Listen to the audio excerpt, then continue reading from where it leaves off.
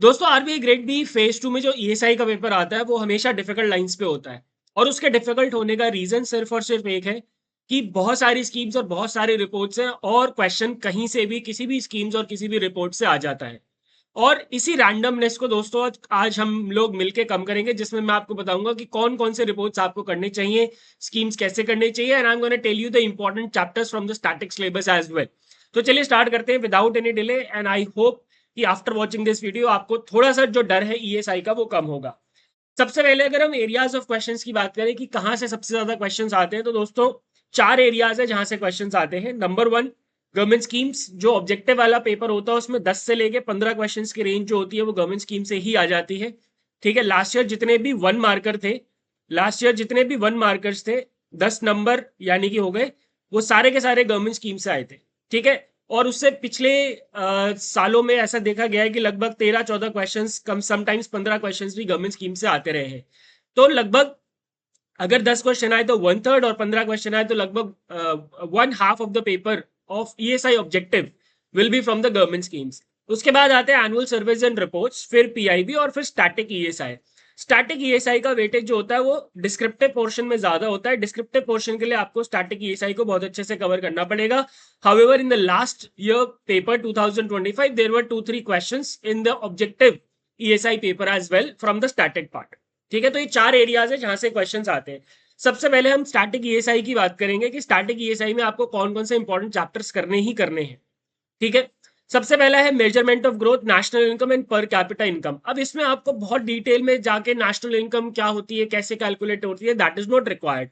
अगर आपको इसमें करना ही है तो अभी आप जो रिसेंट एडवांस एस्टिमेट्स आए हैं of financial 25-26 of the GDP वो करके जाएं, that would be good enough.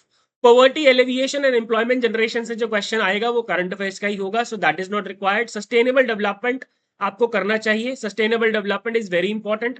अब सस्टेनेबल डेवलपमेंट जब चैप्टर आप करने जाएंगे स्टैटिक में, तो ऐसा नहीं है कि आपको बहुत कुछ करना है। सस्टेनेबल डेवलपमेंट क्या होता है, सस्टेनेबल डेवलपमेंट हम कैसे अचीव कर सकते हैं, सस्टेनेबल डेवलपमेंट का इवोल्यूशन कैसे हुआ, कहां से शुरुआत हुई, कैसे हम एसडीजी 2030 तक पहुंचे, दैट्स इट। ठीक है, एनवायरमेंटल इश्यूज में आपको कुछ स्पेसिफिकली करने की जरूरत नहीं है। क्लाइमेट चेंज या फिर उससे अगर कोई क्वेश्चन आता है तो वो डिस्क्रिप्टिव पार्ट का होगा, and that will be tackled, that can be tackled through the current affairs. Right, इसके अलावा एक टॉपिक इसमें आप और एड ऑन कर लेना, human development which is required. Human development, और एक चीज और कर लेना, economic development and growth. Economic development और इकोनॉमिक ग्रोथ में जो डिफरेंस होता है वो। ठीक है, इसके बाद जो ये वाला सेक्शन है आपका, इसमें आपको बहुत कम चैप्टर्स करने। Economic history of India, changes in industrial labour policy, ये सब आपको करने की जरूरत नहीं है। मॉनेटरी पॉलिसी आपको पढ़ना ही पड़ेगा, जो रीसेंट मॉनेटरी पॉलिसी आई है। ठीक है, फिजिकल पॉलिसी रिफॉर्म सिंस 1991, ये भी आपको करने की जरूरत नहीं है। इकोनॉमिक सर्वे ऑफ कोर्स आप करके जाएंगे ही, बजट आप करके जाएंगे ही। Indian money and financial market, ये फाइनेंस का पार्ट है तो ये आपने वहां पे किया होगा। Role of RBI and bank in the development process as a static chapter, it is not required, ये करंट अफेयर्स का ही पार्ट है। पब्लिक फाइनेंस आपको करना चाहिए। पॉलिटिकल इकोनॉमी में आपको बेसिकली पॉलिटिकल इकोनॉमी में ऐसा कुछ है नहीं, पब्लिक फाइनेंस इंपॉर्टेंट चैप्टर है जिसमें आपको पढ़ना होता है finance commission, centre state financial relation, ये सब पढ़ना होता है। ठीक है, और जो industrial development, Indian agriculture, Indian service sector है, यहां से भी अगर क्वेश्चन आता है तो करंट का ही होता है। ठीक है, ग्लोबलाइजेशन में you need to understand what is the balance of payment, you need to understand foreign import export import policy, तो उसके लिए आपको ऑफ कोर्स एफटीपी 2023 पढ़नी है। इंटरनेशनल इकोनॉमिक इंस्टीट्यूशन बहुत इंपॉर्टेंट है, आईएमएफ, वर्ल्ड बैंक, डब्ल्यूटीओ, तीनों पढ़ने हैं। और रीजनल इकोनॉमिक कोऑपरेशन वाला चैप्टर भी अच्छे से करके जाना है, जिसमें आप पढ़ सकते हैं सार्क हो गया, आसियान हो गया, राइट, एससीओ हो गया, ये सारे जो रीजनल इकोनॉमिक ऑर्गेनाइजेशन है उनको आपको पढ़ना है। International economic issues again current affairs का पार्ट हो गया। ये वाला जो एरिया है इसको लोग हमेशा हल्के में लेते हैं, बट यहां से हमेशा क्वेश्चन आता है। मल्टीकल्चरलिज्म से लास्ट टाइम भी डिस्क्रिप्टिव क्वेश्चन आया था।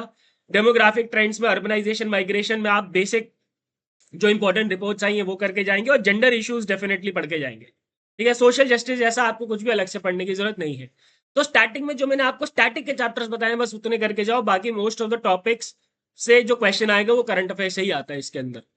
ठीक है, इसके बाद हम आते हैं पीआईबी। पीआईबी दोस्तों आपको करना होगा right from the month of March to 15th of July, और may be 18th of July, 1 week before the examination. और अगर आपके पास टाइम मिलता है, जो कि आपके पास है क्योंकि अब आपको और कुछ तो करंट अफेयर्स में पढ़ना नहीं है, फरवरी और जनवरी तक आप जाएंगे तो बेटर रहेगा। क्योंकि क्या होता है कि जनवरी तक जनवरी से लेके अब तक कोई अगर मान लो इंपॉर्टेंट रिपोर्ट लॉन्च हुई है, या फिर कोई स्कीम लॉन्च हुआ है, तो उससे क्वेश्चन दोस्तों एग्जाम में आ सकता है। तो इसलिए जनवरी और फरवरी भी आपको करना चाहिए। पीआईबी के लिए तो मैं क्लासेस ले रहा हूं, तो उसके लिए आपको कोई टेंशन लेने की जरूरत नहीं है। एंड फेज 1 के लिए आपने पीआईबी जनवरी से जून तो पढ़ा ही होगा, जनवरी टू मई तो आपने पढ़ा ही है, तो आपको बस 1.5 महीने का एक्स्ट्रा पढ़ना है नया, और जनवरी टू मई आपको रिवाइज करना है। ठीक है, इसके बाद आ जाओ स्कीम से। स्कीम्स में जो सबसे ज्यादा क्वेश्चंस होते हैं वो होते हैं स्कीम्स इन न्यूज से, जो पिछले 6-8 महीनों में स्कीम्स न्यूज में रही है, ठीक है, या फिर लॉन्च हुई है, या फिर कुछ नया अपडेट आया है। और उसके अलावा आपको सारी इंपॉर्टेंट स्टैटिक स्कीम्स करनी होती है, इसमें कोई भी रियायत नहीं बरती जा सकती। आई नो जो कॉस्ट बेनिफिट रेशियो होता है वो बहुत कम होता है, लेकिन माय डियर फ्रेंड्स, अब पेपर 50 नंबर का है, और ऑब्जेक्टिव वाला जो पेपर हो 50 नंबर का है, उसमें 10-15 नंबर का या 20 नंबर का गवर्नमेंट स्कीम आएगा। तो 20 नंबर आप सोचो, ये मत सोचो कि मेरे को 100 स्कीम करनी पड़ेगी या 120 स्कीम करनी पड़ेगी। अगर 100 स्कीम भी आपको करनी पड़े, 150 स्कीम भी आपको करनी पड़े, तो आपको करनी चाहिए।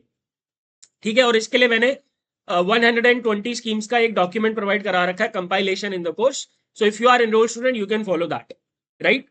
एंड अगर आप इन्वॉल्व स्टूडेंट नहीं है, तो ऑल इंपॉर्टेंट स्टैटिक स्कीम्स के लिए मैंने 4 गवर्नमेंट स्कीम्स की रिवीजन क्लास ली थी, आप वो देख सकते हैं। क्लियर। अब आ जाओ रिपोर्ट्स पे।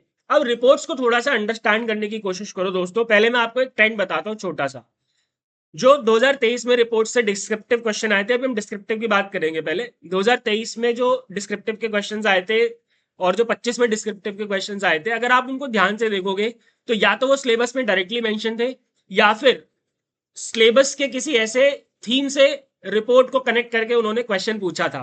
फॉर एग्जाम्पल, जो वर्ल्ड डेवलपमेंट रिपोर्ट का क्वेश्चन आया था 2023 में, वो डायरेक्टली रिलेटेड है, जो कि सिलेबस में मेंशन है। सिलेबस में मेंशन कहाँ है वो भी मैं बताऊंगा। लास्ट ईयर जो एक जेंडर इश्यूज वाली रिपोर्ट आई थी, तो जेंडर इश्यूज क्या है, थीम बेस्ड है। जेंडर इशू देखो सिलेबस में मेंशन है, जेंडर इशू सिलेबस में मेंशन है, तो जेंडर इक्वालिटी, जेंडर इनइक्वालिटी, इन सबसे कनेक्टेड जो भी रिपोर्ट्स हैं वहां से क्वेश्चन आ सकते हैं।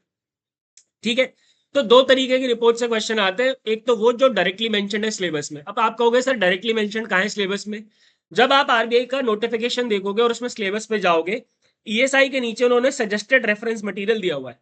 उसमें अगर आप ध्यान से देखो तो रिपोर्ट्स मेंशन है कुछ, world development report, economic survey, RBI annual report, report on trend and progress of banking in India, report on currency and finance, world economic outlook. तो ये रिपोर्ट तो वो है जो कि आपको करनी ही करनी है, इसमें तो कोई डाउट ही नहीं है। आरबीआई एनुअल रिपोर्ट करना है, वर्ल्ड डेवलपमेंट रिपोर्ट करना है, वर्ल्ड इकोनॉमिक आउटलुक करना है, और ये जो तो बाकी रिपोर्ट्स है अगर ये रिसेंटली रिलीज हुई है तो करना है, बाकी नहीं करना। मतलब आरबीआई की रिपोर्ट्स करनी है आपको, उसके अलावा वर्ल्ड डेवलपमेंट रिपोर्ट्स और वर्ल्ड इकोनॉमिक आउटलुक, ये तो वो है जो डायरेक्टली मेंशन है सिलेबस में। अब इसके अलावा अगर हम थीम बेस्ड रिपोर्ट्स को आइडेंटिफाई करने की कोशिश करें दोस्तों, तो अगर आप सिलेबस को ध्यान से देखो तो रिपोर्ट्स के क्वेश्चन कहां कहां से आ सकते हैं, उस हिसाब से आप अपनी रिपोर्ट्स को आइडेंटिफाई करके कवर अप कर सकते हैं for writing the descriptive answer. शुरू से शुरू करें अगर हम, तो पॉवर्टी से रिलेटेड अगर कोई रिपोर्ट आई है, आ सकती है, वहां से आप क्वेश्चन कर सकते हैं। एम्प्लॉयमेंट जनरेशन में जनरली डेटा बेस्ड रिपोर्ट्स होती है, तो मुझे लगता है कि यहां से कोई क्वेश्चन आएगा।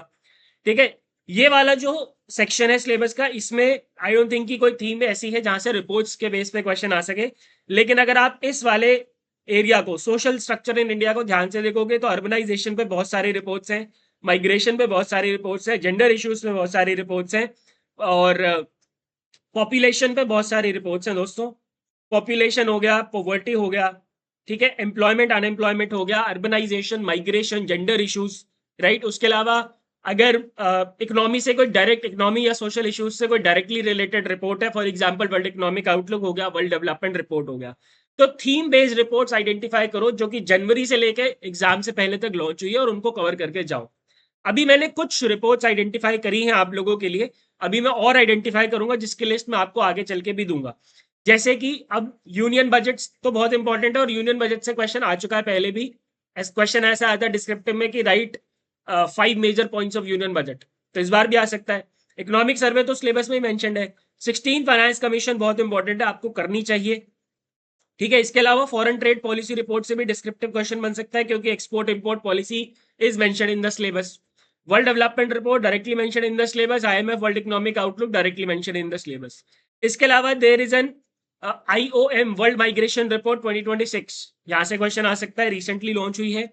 Gender equality action plan of UNICEF 2026 to 29, UN habitat world cities report urbanization से रिलेटेड है।